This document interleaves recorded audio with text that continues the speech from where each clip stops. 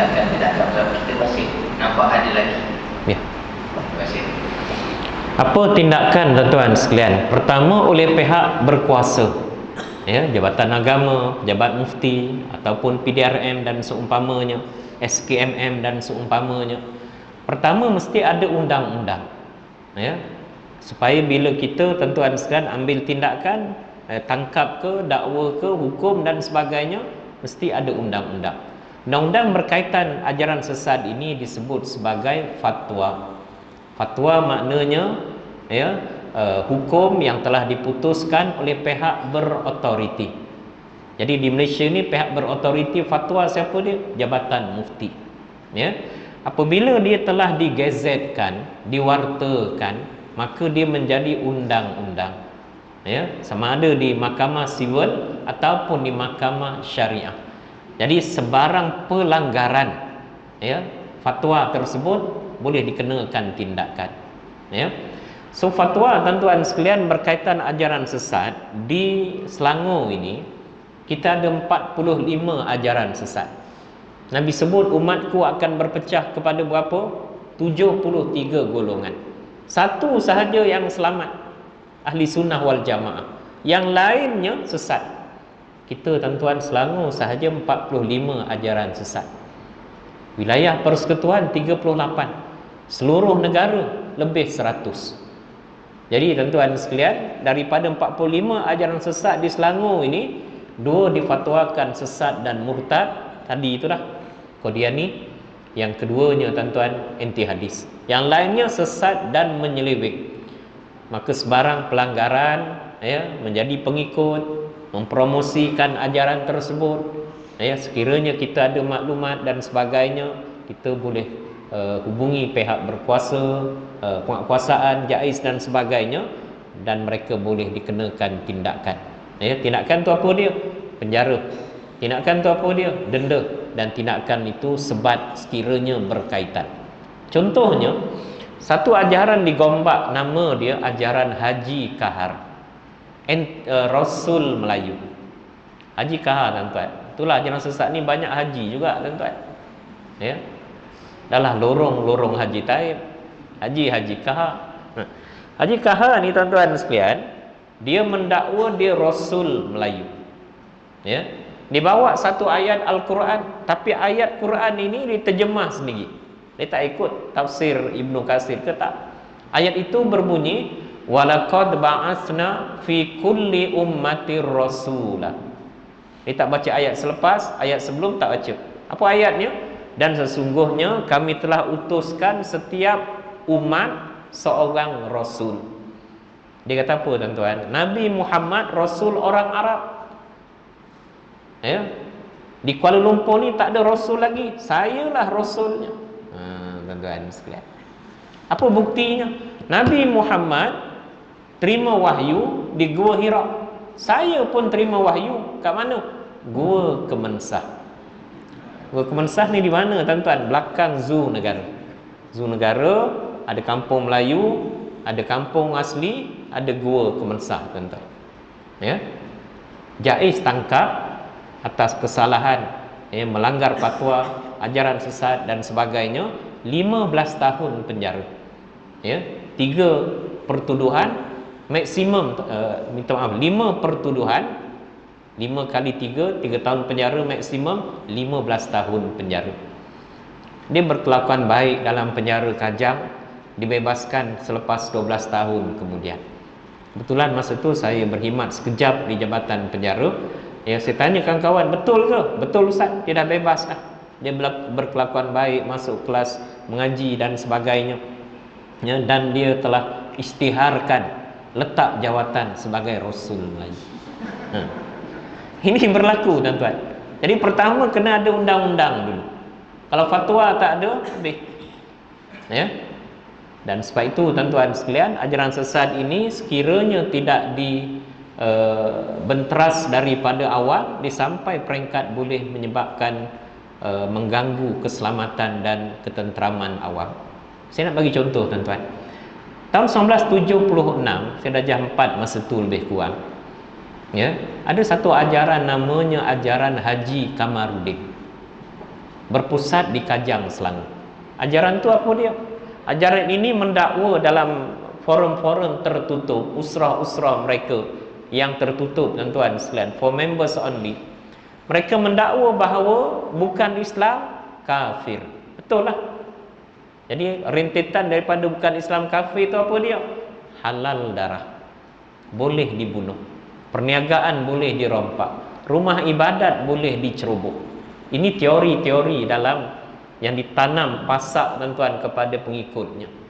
Akhirnya dia menjadi satu operasi apabila mereka menyerang dua kuil di Kerling, Hulu, Selangor. Kerling ni di mana, tuan-tuan? Jalan lepas Kuala Kubu nak menghala Tanjung Malim, kanan kiri tu estate. Kuil Hindu banyak. Dah percaya pada kata-kata guru, kalau kamu mati nanti mati syahid. Apa yang mereka buat? Membabi buta percayaan agama yang diselewengkan, akhirnya serang dua kuil tersebut. Kuil ketiga mereka tidak bernasib baik. Penjaga kuil sempat sedar, ambil tombak begitu gini, mati 4 orang. Sebab itu, tuan-tuan sekalian, adakah ini Islam? Tak, Islam tak ajar macam tu. Imam Syafi'i menyebut, kalau kamu bertemu dengan orang bukan Islam, jangan kamu anggap kamu lebih hebat, lebih mulia daripada mereka. Kerana boleh jadi satu masa nanti mereka dapat hidayah, seluruh dosa mereka Allah Ta'ala ampunkan. Kamu tak tentu lagi. Jadi apa yang kita kena buat? Dakwah mereka, ajak mereka secara hikmah dan sebagainya. Yang kedua, ajaran Nasir Kemboja di Batu Pahat. Mereka mendakwa Malaysia ni bukan negara Islam. Kita kena jatuhkan kerajaan dengan underground, bawah tanah. Yang berperlembagaan macam mana? Tunggulah 5 tahun pilihan raya. Tak. Apa mereka buat? Serang balai polis Batu Pahat, dengan pedang dan sebagainya. Polis tak dapat nak elak, terpaksa, tuan-tuan, mempertahankan diri setelah anak isteri mereka kena serang, ramai yang cedera parah. Polis tembak mati 7 orang, tak silap saya, tuan-tuan. Kenapa, tuan-tuan sekalian? Memahami agama secara salah. Mentafsirkan Al-Quran ikut kepala, bukan ikut kitab tafsir. Dan yang terbaru, tuan-tuan, pada tahun 2012, seorang lelaki bernama Khalil Afandi cuba menyerang Jabatan Perdana Menteri Blok B1 Putrajaya. Tapi dia silap, bukan Blok B1, Blok B2 mampu jabat sebelah tu. Dia turun daripada bas dia buka baju dan sebagainya, bawa pedang, diisytiharkan di Imam Mahdi. Apa dia buat? Nak serang JPM. Bersama dengan dia seorang wanita student UIA yang direkrut melalui FB, tuan-tuan sekalian. Kajian kita, tuan-tuan sekalian, Khalil Afandi ini budak cerdik, boarding school di Berseri Perlis, tuan-tuan, MRSM. Tapi macam mana boleh terpengaruh dengan ajaran sesat menyeleweng? Dia baca Islam ini, percaya, tuan-tuan, hanya melalui internet sahaja. Kita cukup percaya bahawa internet ini, tuan-tuan, media sosial cukup banyak berkaitan maklumat Islam, tapi kebanyakannya Islam yang diselewengkan. Dan inilah sampai kita pada hari ini. Jadi apa yang kita kena buat? Pertama, ada undang-undang, ambil tindakan. Yang keduanya, kita sebagai orang awam, kita hendaklah berilmu. Berilmu ni maknanya apa, tuan-tuan? Mengimarahkan majlis-majlis ilmu seumpama ini di masjid, di surau, dan menerima ilmu itu, tuan-tuan, daripada mereka yang bertauliah. Ada orang marah, ada ustaz-ustaz kita, tuan-tuan, tauliah pun tak ambil. Kita kenalah terima, tuan-tuan sekalian, ini sebagai suatu keperluan.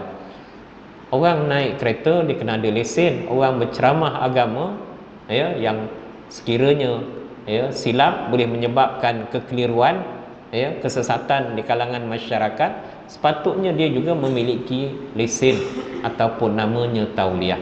Dia kata zaman Nabi tak ada tauliah pun. Zaman Nabi lah bermulanya tauliah. Nabi menghantar seorang sahabat yang bernama Muaz bin Jabal. Muaz bin Jabal ini dilantik sebagai gubernur. Gubernur ni bukan CM, ketua menteri pentadbiran sahaja, tak, termasuk ketua agama. dihantar ke Yaman. Sebelum pergi Yaman, Nabi panggil dia, tanya 3 soalan. Macam mana kamu nak hukum sesuatu perkara nanti di Yaman? Orang tanya, kamu nak hukum macam mana? Aku akan rujuk kepada Al-Quran. Macam mana kalau dalam Quran tak ada? Aku rujuk dalam hadis Nabi SAW. Kalau tak ada dalam Quran, dalam hadis, macam mana nak buat? Aku akan berijtihad, pandangan aku selagi mana tidak berlawanan dengan Al-Quran dan hadis. Nabi ambil tangannya yang mulia, tuan-tuan, letak pada dada Muaz bin Jabal. Siru ala barakatillah. Sampaikanlah agama ini kepada seluruh manusia. Ya, setelah Muaz bin Jabal radhiyallahu anhu menjawab tepat 3 soalan berkenaan. Kalau tak boleh jawab, Nabi tak suruh pergi, tuan-tuan. Ya, maknanya tauliah, temu duga, ya, dan kebenaran sebenarnya suatu yang disyariatkan oleh Islam itu sendiri. Ya, ada masjid jemput penceramah. Kenapa, tuan-tuan? Tauliah tak ada, tak tanya pun kepada pejabat agama dan sebagainya. Kenapa jemput dia? Followers ramai. Ya, media sosial panggil ceramah. Dalam ceramahnya tiba-tiba disebut, siapa yang baca Yasin malam Jumaat, tahlil, talqin, bid'ah, sesat. Sudah, tuan-tuan. Sejam dia baliklah. Kita yang bergaduh, imam dengan makmum. Imam lah punya pasal ni, dia kata. Imam lah jadi khalifah baca Yasin malam Jumaat. Habis bergaduh, tuan-tuan, satu Korea. Seorang lagi dijemput ceramah misalnya. Dia kata apa? Nabi Muhammad itu maksum, terpelihara daripada dosa, daripada maksiat. Ya, setelah dilantik menjadi Rasul umurnya 40 tahun. Sebelum umur Nabi 40 tahun, dia pun macam kita, bergelumang dengan dosa maksiat. Ni tuan-tuan. Siapa punya statement ini? Ajaran sesat bernama Hizbut Tahrir. Ketuanya lepasan Undang-Undang Universiti Melayu. Berpusat di Bandar Baru, Seksyen 7, Bandar Baru Bangi. Ya, Malaysia ni dia kata, oleh kerana terima sistem demokrasi, masuk pilihan raya, ahli parlimen, ahli Dewan Negeri yang dipilih adalah kafir. Macam, tuan-tuan. Ya, ini yang berlaku dalam masyarakat. Sebab itu bila tauliah, kita akan semak kelayakan. Ada yang menipu, tuan-tuan. Ya, dia mendakwa ketika mengemukakan permohonan tauliah di kami, di Pejabat Mufti Wilayah, dia mendakwa dia degree daripada fake fatwa USIM, Universiti Sains Islam Malaysia, nilai. Ya, 2 tahun kemudian ramai orang dah buat aduan Masjid Surau, mengelirukan. Kita pun, tuan-tuan, semak balik. Ya, tanya pendaftar USIM, kami semak, dia kata tidak ada dalam senarai pelajar kami. Maknanya apa, tuan-tuan? Tauliah itu dipalsukan. Sijil dipalsukan. Ya. Dan tahun 2014 saya pernah bertemu dengan seorang hamba Allah, tuan-tuan sekalian, yang nak membuka pusat rawatan Islam. Oleh kerana ada kaitan Islam, kita pejabat agama boleh masuk. Ya, sebelum dia dapat lesen daripada PBT nak buka pusat rawatan Islam dan sebagainya, kena dapatkan pengesahan, ya, berkaitan ilmunya, agama dan sebagainya. Kita pun temu ramah dia, ya, interview dia. Ustaz, dalam buku-buku Ustaz kata Ustaz mengubat orang sejak umur 5 tahun. Betul ke Ustaz? Mana ada orang umur 5 tahun tadika dah boleh ubat orang? Itu bohong dia, Ustaz. Itu penerbit buku dia macam-macam. Ustaz kata dalam buku Ustaz mendakwa dalam ceramah Ustaz, nama-nama berikut nama-nama syaitan, nama-nama anak iblis. Betul ke Ustaz? Tak ada, ini penerbit buku ni. Last kali kita minta, mana Ustaz punya sijil? Ustaz mendakwa daripada Azhar University. Dia kata hari tu tak bawa, besok dia bagi, tuan-tuan sekalian, kita semak MQA dan sebagainya, memang dipalsukan. Dia tak habis belajar sampai tahun 2, balik, tapi dia ketika temu duga dan sebagainya, tuan-tuan, bawa sijil-sijil palsu berkenaan. Tuan-tuan kena ingat, Lembah Kelang, Selangor wilayah ini, lubuk. Sebab tuan-tuan sekalian, minta maaf lah, sampulnya lebih tebal daripada tempat lain. Tak ada masalah, tuan-tuan. sedekah dan sebagainya, ya, tapi ada yang mempergunakan untuk mengambil kesempatan, ya, menyebarkan perkara-perkara yang meragukan. Yang kedua, ya, ilmu tuan-tuan. Yang keduanya, anak-anak kita yang belajar tuan-tuan, khususnya di bandar-bandar besar di luar negara, ya, dekatkan mereka dengan tuan-tuan program-program ilmu, ya, masjid dan sebagainya, khususnya di bawah MSD, ya, di bawah tuan-tuan sekalian Jabatan Penuntut Malaysia dan sebagainya, ya. Tak ramai mungkin yang sampai di Berlin tuan-tuan, di Jerman, tak ramai yang mungkin sampai ke London, ya, di Jepun dan sebagainya. Jadi penyertaan anak-anak kita di sana, insya-Allah tuan-tuan sekalian, mengikuti program-program agama, tarbiyah, usrah, tamrin dan sebagainya. Mudah-mudahan agama itu terjaga tuan-tuan. Kalau tidak, seorang-seorang takut hanyut dan akhirnya terpengaruh dengan ajaran yang mengelirukan berkenaan. Wallahu a'lam.